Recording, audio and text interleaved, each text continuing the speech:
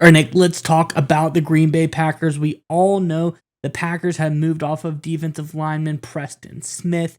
I think this was a move that people were up and down on. Did the Packers get a good trade? Was this a good move for the Packers? Some people are down. I think we have reason to believe that you should be up high on the Packers making this move because it seems like they are going to benefit from this greatly going forward. I'm Andrew, and this is Saturday Morning Inspection.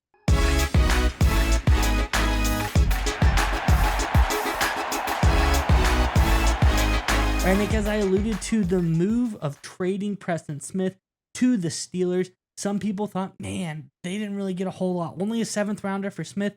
Feels like we didn't get enough for him. But if you look at what all the Packers are going to save on Preston Smith and how he fit in with this current team going forward, I think this was a really smart move by the Packers. Let's get into the article and we can talk more about it on the other side. This is from over on Lombardi Ave. It says, the Green Bay Packers only netted a 7th round pick from the Pittsburgh Steelers in the Preston Smith trade. Initially, it looks like the Packers got fleeced for absolutely no reason. However, the reasoning goes far deeper than that. Smith's production did not match his contract and Jeff Hafley's new look system. Per PFF, he made 4 pressures and 2 sacks in the Packers' victory over the Tennessee Titans, but just 6 pressures and 1 sack in the other 8 games combined. The Packers had started the process of reducing his snap counts in Week 9 against the Detroit Lions. Lucas Van Ness and Kingsley Egnambare played more than the veteran.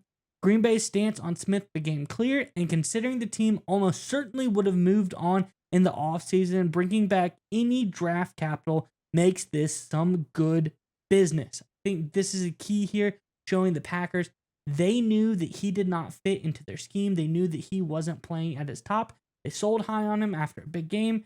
I think this is a great move by the Packers, but I'm curious what your thoughts are, Nick. Before we get to you, though, Packers fans, in the comment section below, let us know what are your thoughts on the trade. After maybe you listen a little bit more, hear some of our thoughts, hear some of the details on the trade, hear all of the points of view. Let us know what you grade this trade. Was it an A? Was it fantastic? Glad to move on for him? You love the savings? Or F, did you think it was a horrible move? Did they get fleeced by the Steelers? Let us know your thoughts on the grade in the comment section below. But nonetheless, Nick, what are your thoughts on all of this for the Packers?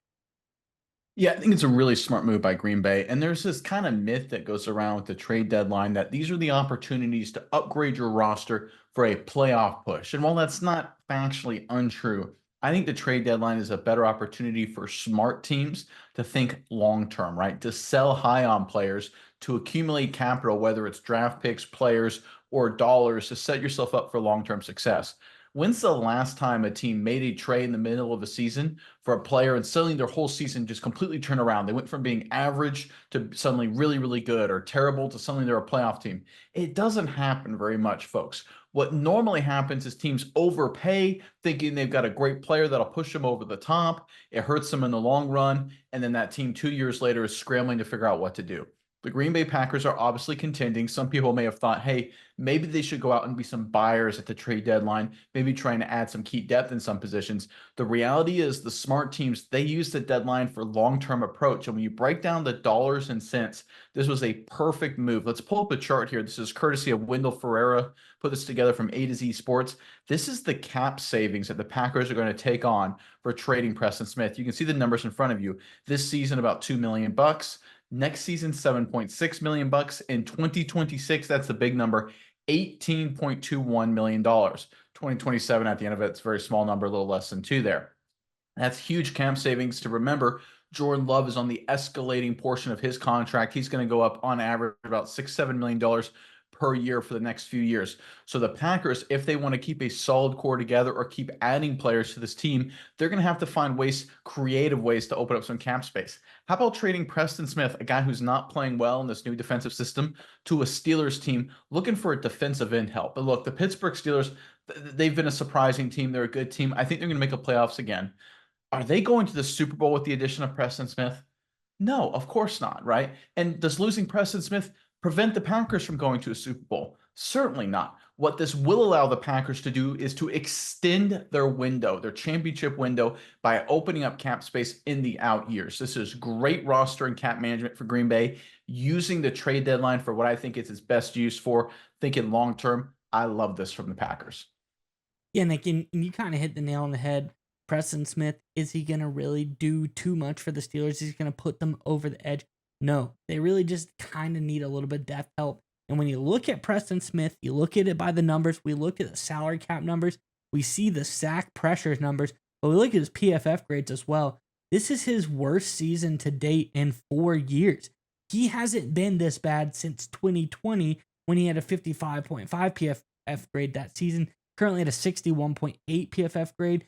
He had 3 really good years, 2021 being his highest, 2022 about a mid-year, and 2023 a decent year. I think this year, 2024, is a down year for him. He really hasn't been as productive in the pass rush game. He's not a guy that you want to be in coverage. He's been mediocre in run defense. He's 67.6 run defense grade. I mean, if you have a really big guy, I mean, at least be solid in the run game. That's like barely solid in the run game per PFF. So I think moving on from a guy who, if you look at the numbers, you look at the cap hit, $18 million is going to cost you in 2026. Even get off of him now and get anything for him and continue to move on and grow your growing players. Van Ness, we've done a couple film reviews of him. He looks promising at times. I think he's really interesting. Kingsley Enagbare, he's an interesting pass rushing type player as well. I think there's a lot of young talent on this team who probably hasn't gotten the play time that they need to develop because Preston Smith has been on the field. I think this is an opportunity for the Packers going forward, and I'm really excited to see how these younger players can develop because of it.